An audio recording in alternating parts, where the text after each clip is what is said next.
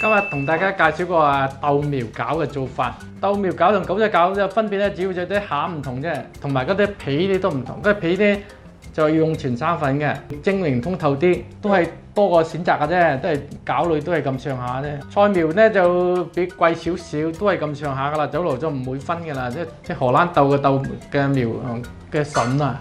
嘅豆苗啊嘛，平價點心嚟啊嘛，都屬於平價點心咧，都唔分噶啦，都係屬於餃類都係呢個價錢噶啦。銷量咧就比九仔餃好少少嘅，因為佢比較特色少少。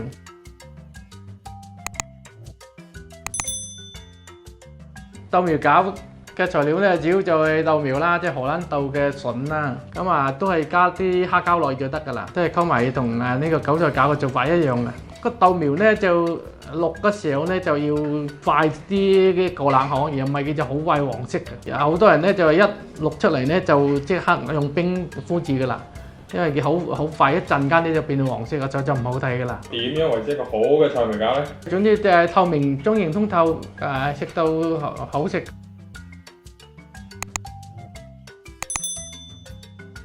菜苗餃最難咧就係你淥嗰塊皮啦。嗰塊片咧，因為係全生粉嘅，就唔加澄麵嘅。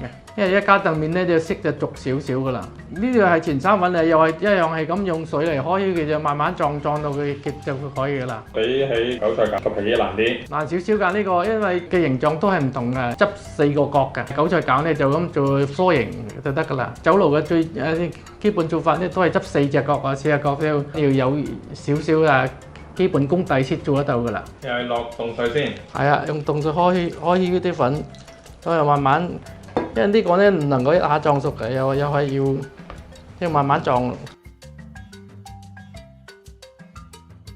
呢個全生粉就唔需要加澄麵嘅，就咁用生粉開起佢就撞得㗎啦。跟住就加滾水，又係慢慢撞。係啊，都係咁嘅做法。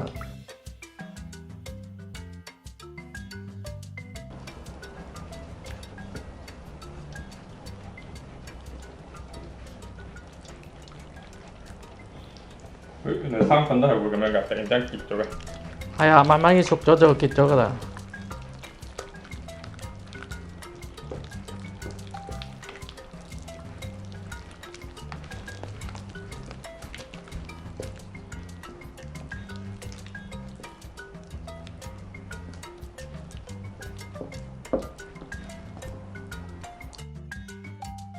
呢個咧執法咧就難啲啦。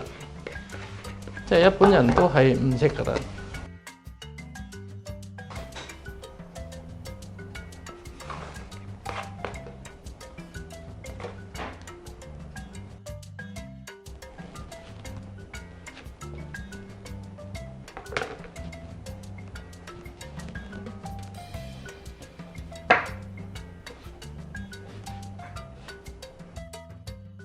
太軟嗰塊皮咧就全部用嚟拍得㗎啦，唔使開㗎啦。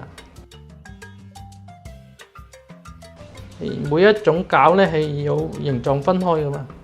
哦，費事撈亂。係啊，呢度4隻角咧就好似得一個菜苗嘅葉咁嘅形狀咯，咁散開咯。所以而家好多酒樓都整啲特色嘅點心，就係咁啊，想增加嗰啲賣相同埋自己嗰個知名度啫嘛。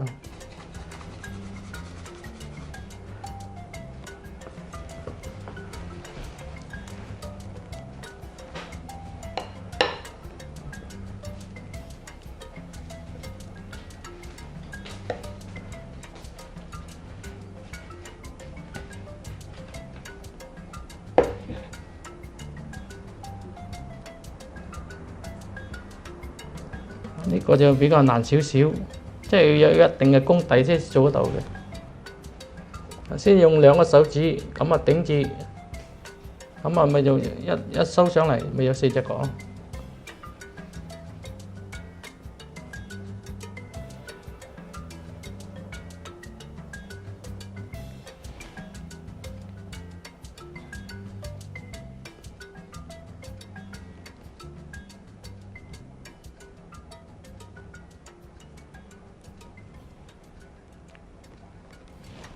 咁酒樓咧就有1個人開，一個專門就開皮，一個就幾個人執嘅。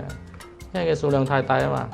講餃之類咧，呢個執嘅難度係最高噶啦，係軟身啊嘛，所以好難搞。比蝦餃嘅難度仲高少少。但係你唔係咁整咧，個片咧佢就唔會通透嘅，因為呢隻蒸出嚟係好通透嘅，因為佢全三份啊嘛。有段時間係大家競爭得好緊要嗰時咧，就每間都有自己有自己嘅品牌噶嘛。呢行同行係競爭得係好緊要嘅。有啲就係靠自殺式嘅減價戰咁樣嚟吸客，有啲就係靠自己點針嘅特色嚟吸客咯。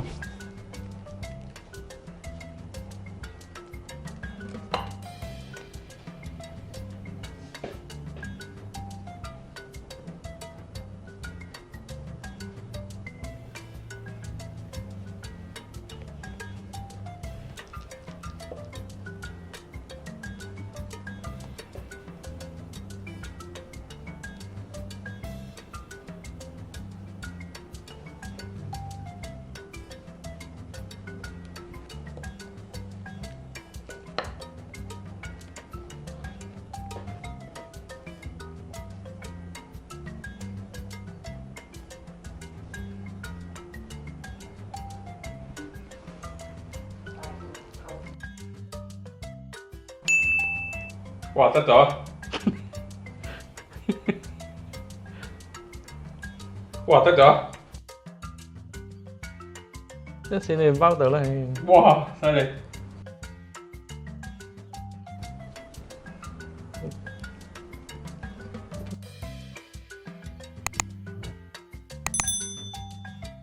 都係5分鐘。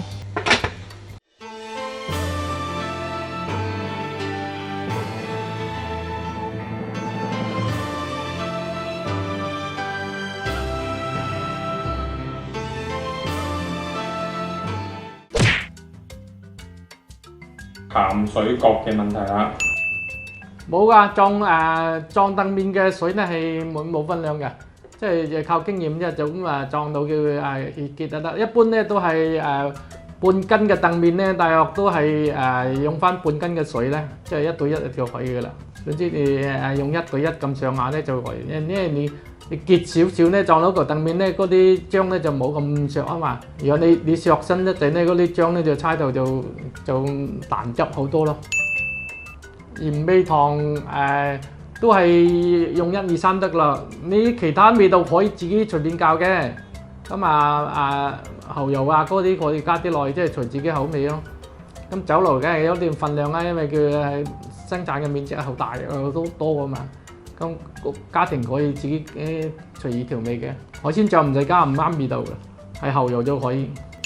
唔得㗎，豬油唔能夠代替㗎，即係食油係硬身嘅，豬油係鬆身㗎，即係一定要有啲係用豬油咧，一定要用豬油嘅。豬油同食油嘅功效係唔同㗎。食油炸到嘅嘢咧就係脆嘅同埋硬身嘅，豬油係鬆身嘅。呢個咧就比較即係懷舊嘅食品比較難啲啦，因為已經好多人都唔做㗎啦。特別係嗰啲油炸鬼做嘅飯就好簡單啦，但係咧就控制嗰啲技術咧係比較高嘅，因為你整得唔好就炸到就唔靚嘅。因為本身嗰啲油咧係好黑，而且咧嗰嚿面咧要發酵嘅，所以嗰技術我哋而家點心爐咧都係做唔到，都係街邊人自己做。酒樓啲冇做㗎啦，全部都係人哋交貨嚟㗎，喺工場做嚟㗎啦。因為人哋專門技術做開就炸到好靚啊，因為你點心我自己做咧都係做得唔靚，冇人哋效果咁好。